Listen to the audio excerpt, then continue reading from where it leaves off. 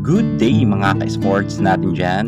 Choco Mucho fans, nahati nga ba at hindi lahat nakasuporta sa Creamline Cool Smashers, ang kanilang sister team? Marami kasi ngayon mga kumakalat sa mga social media platform na nakapost nga na nakalagay doon ay ang suportahan raw nila ang Akari Chargers at hindi ang sister team ng Choco Mucho. Bakit daw ayaw nila sa Creamline Cool Smashers? Dahil hindi nga raw sila pinagbibigyan nito kapag may games, at meron pa nga mga iba't ibang rason kung bakit nga hindi raw sila susuporta sa Creamline. Bagamat alam naman natin na ang Creamline Cool Smashers at ang Choco Mucho ay isa lang ang humahawak na management sapagkat Ribisco company ito. Ngunit hindi naman natin madidiktahan ang mga fans ng Choco Mucho kung ayaw talaga nila sa Creamline. Pero alam naman natin na ang ibang mga players kasi dito ay medyo may mga malalim na pinaghuhugutan rin ang kanilang mga fans, kung kaya siguro hindi naman talaga magiging solid na ang mga Choco Mucho fans ay nasa Creamline na. Atin sisiyasatin at tutuklasin kung bakit nga ba mahahati ang mga fans ng Choco Mucho, dahil nga bukod sa mayroon mga posts nga sila sa mga social media na hindi raw sila susuporta sa Creamline, pero may isa talagang malaking rason kung bakit mahahati ang Choco Mucho fans. Alamin sa ating vlog na ito kung bakit nga magkakahiwa-hiwalay ang mga fans ng Choco Mucho at ang iba mapupunta sa Akari. Pero bago ang lahat, subscribe ka muna.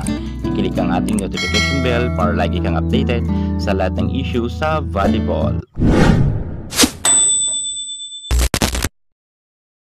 Choco Mucho Flying Titans team, kung saan ang kanilang mga fans ay nag-post sa kanilang fan page at sinabi nga, support tayo sa Akari guys, wag na sa sister team nila kasi di nila tinulungan ang Choco Mucho, buti pa Akari raw.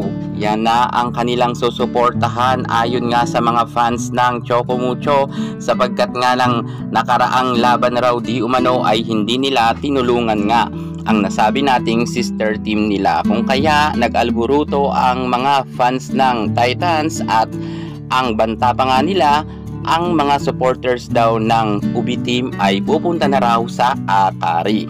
Well, sa totoo lang naman, hindi naman inaasahan ng mga fans ng Creamline na susuportahan nga sila ng UB team, sapagkat alam naman natin na ito ngang si Ivy Lacsina ay kasintahan nga si Boss D na Wong, kung kaya wala naman talaga tayong aasahan sa mga fans nga ni Boss D na susuporta sila sa Creamline. Lalo't nga meron pa nga silang sinasabi na hindi daw pinagbigyan or nilaglag ang laban ng time na yon para nga makapasok ang Choco Mucho. Gusto kasi nila na ilaglag ng Creamline ang laban para nga pasok sa Final 8 ang kanilang UB team.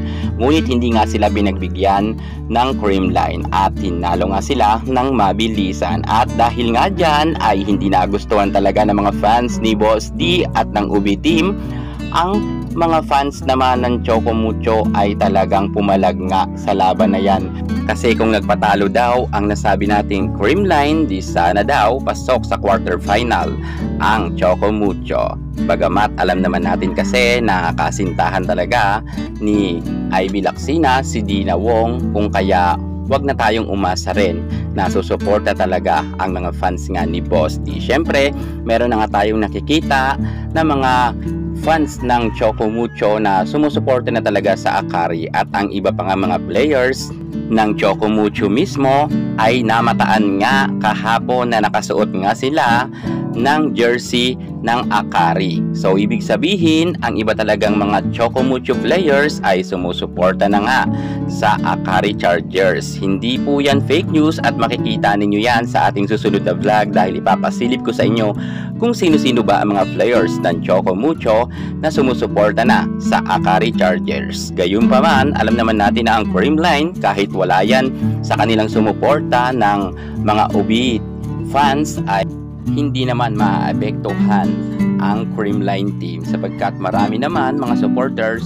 ang Creamline Cool Smashers. Good luck na lang sa mga sumuporta sa Akari Chargers. Basta kami solid Creamline. Yun muna pinaka-latest natin sa mundo ng volleyball. Thank you so much. God bless.